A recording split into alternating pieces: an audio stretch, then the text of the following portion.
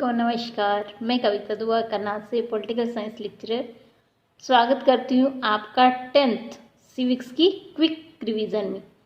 आज हम लेसन सत्ता की साझेदारी चल रहे हैं।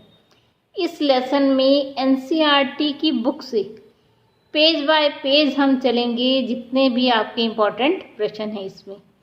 तो चलिए शुरू करते हैं हम अपना topic. NCERT book Important MCQs, one word and filling the blanks। Lesson है सत्ता की साझेदारी 10th सिविक्स लेसन 1। देखिए बहुत ही इम्पोर्टेंट लेसन है, इतने MCQ बनते हैं इसमें, इतनी शॉर्ट क्वेश्चन। आइए उन सब के बारे में जानते हैं। देखिए बेल्जियम यूरोप का एक छोटा सा देश है, पहला ही आपका MCQ। उसका क्षेत्रफल बेल्जियम का हमारे हरियाणा के बराबर है, ये आपका दूसरा MCQ। France, Netherlands, Germany, Luxembourg से इसकी सीमाएं लगती हैं, ये आपका तीसरा MCQ। इसकी आबादी 1 करोड़ है, चौथा MCQ आपका। पांचवा, इसकी जो आबादी है वो हरियाणा की आधी आबादी के लगभग है, ये आपका पांचवा MCQ। छठा है, जो इसकी जातीय बनावट है वो बहुत ही जटिल है। तो देखिए आपके इस पहले छोटे से पैराग्राफ में आपके 6 MCQ बन गए। अब हम आगे चलते हैं। देखिए देश की जो आबादी है उसका 59% हिस्सा फ्लेमिश इलाके में रहता है। तो आपसे पूछा जाए देश की कुल आबादी का कितना हिस्सा फ्लेमिश इलाके में रहता है, तो आपका आंसर 59%। और वो कौन सी भाषा बोलते हैं? डच। ठीक है जी। तो 59% लोग फ्लेमिश में रहते हैं और वो डच बोलते हैं।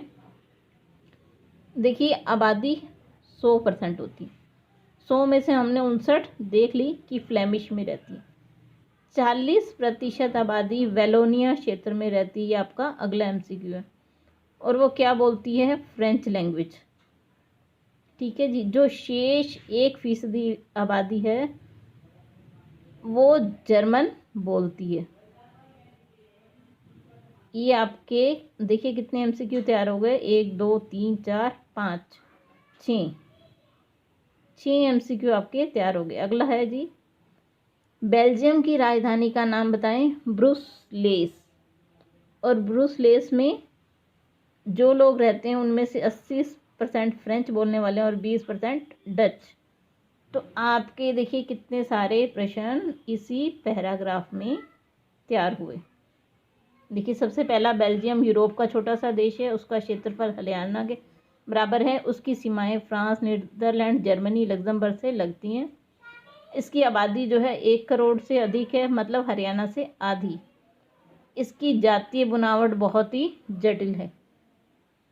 फ्लेमिश इलाके में 59% आबादी रहती है इसकी, वेलोनिया में 40% और शेष 1% है जो वो जर्मन भाषा बोलती है। इसकी राजधानी ब्रुसलेस है। ब्रुसलेस में जो 80% लोग हैं वो फ्रेंच बोलते हैं और 20% डच।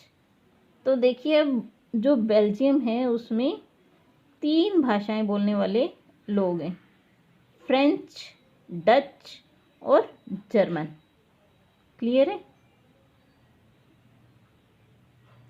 तो जो बेल्जियम है उसने सबसे अच्छी प्रथा ये शुरू की कि उसने समुदायों में टकराव ना हो, इसलिए जो सत्ता है सामुदायिक आधार पर विभाजित कर दी है। इसके बाद हम एक और देश देखते हैं जो हमारे साथ ही लगता है, श्रीलंका। देखिए श्रीलंका कैसा देश है? एक द्वीपीय देश है। द्वीपीय देश क्या होता है? जो समुंदर में द्वीप बन जाते हैं उस पर बना हुआ है। और इसकी सीमाएं किसके साथ लगती हैं? तमिलनाडु के साथ। इसकी आबादी कितनी है? 2 करोड़, मतलब हरियाणा की आबादी के बराबर।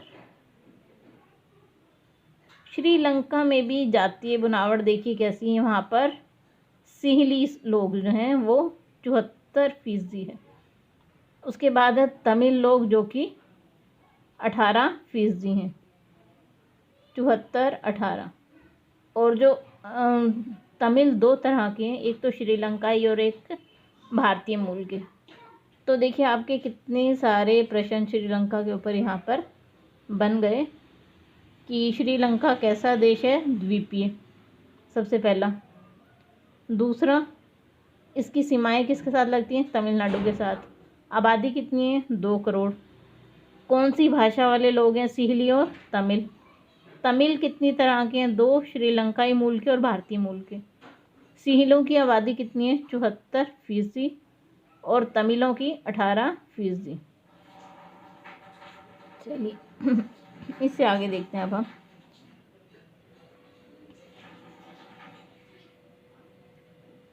अधिकतर सिहली लोग किस धर्म को मानते हैं, बौद्ध धर्म को। जो सिहली भाषा है वो उनकी मातृभाषा, वहाँ पर राष्ट्रभाषा बनाई गई है। ईसाई लोग कितने हैं वहाँ पर, 7%। देखिए हमने पढ़ा था ना, 74, 18 और 7% वहाँ के आबादी इस तरह से डिस्ट्रीब्यूटेड है।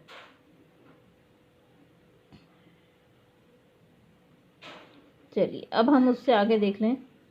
देखिए एक इम्पॉर्टेंट MCQ, श्रीलंका कब आज़ाद हुआ, तो आपका आंसर है 1948 में।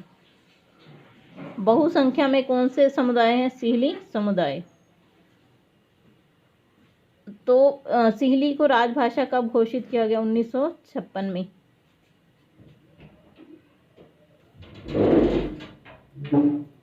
बहुसंख्यक किसे कहते हैं, ये आपका वेरी शॉर्ट प्रश्न है। अगर कोई समुदाय संख्या में अधिक है और मनमाने ढंग से देश को चलाता है, जैसे को बहुसंख्यकवाद कहा जाता है।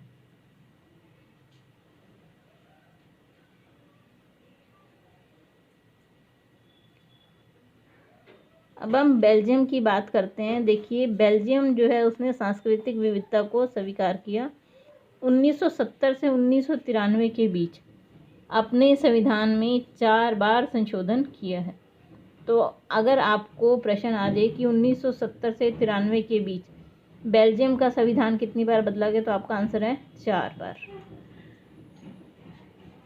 चलिए इससे आगे चलते हैं।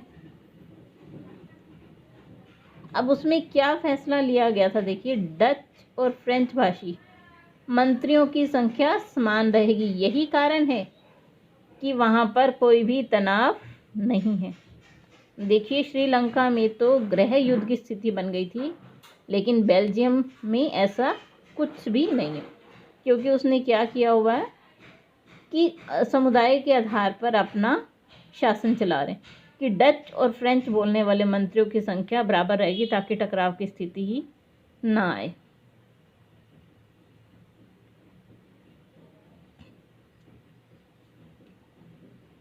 वहाँ पर 3 स्तर की सरकारें हैं। तीसरी सरकार कौन सी है, सामुदायिक सरकार, जिसका काम क्या है, संस्कृति भाषा के मसले पर फैसले लेना।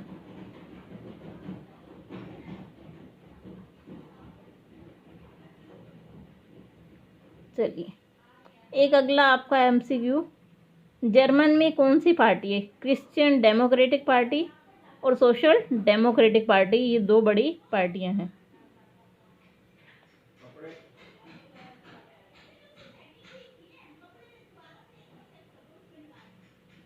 सत्ता की साझेदारी के कौन से रूप हैं, देखिए विधायिका, कार्यपालिका और न्यायपालिका के बीच में सत्ता का बंटवारा अगर हो तो इसे हम क्या कहते हैं, क्षैतिज वितरण।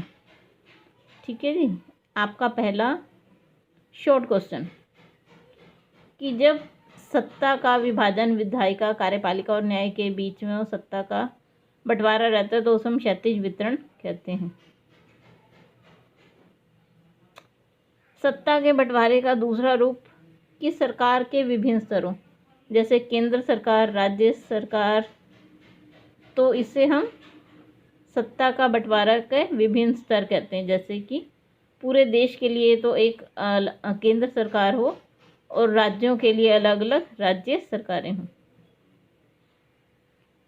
तीसरा स्तर विभिन्न सामाजिक समूहों के बीच में, जैसे धर्म, भाषा आदि के आधार पर बेल्जियम में ये इस तरह का विभाजन है सत्ता का। चौथा स्तर देखिए, जब दबाव, समूह और आंदोलन द्वारा शासन को प्रभावित करके अपने लक्ष्यों को प्राप्त किया जा सकता हो। चलिए, इसी के साथ आपका लेसन ख़त्म। बहुत बहुत धन्यवाद। अगर आपको वीडियो पसंद आए तो लाइक ज़रूर कीजिए और चैनल को सब्सक्राइब ज़रूर कीजिए। आप सभी का बहुत बहुत धन्यवाद।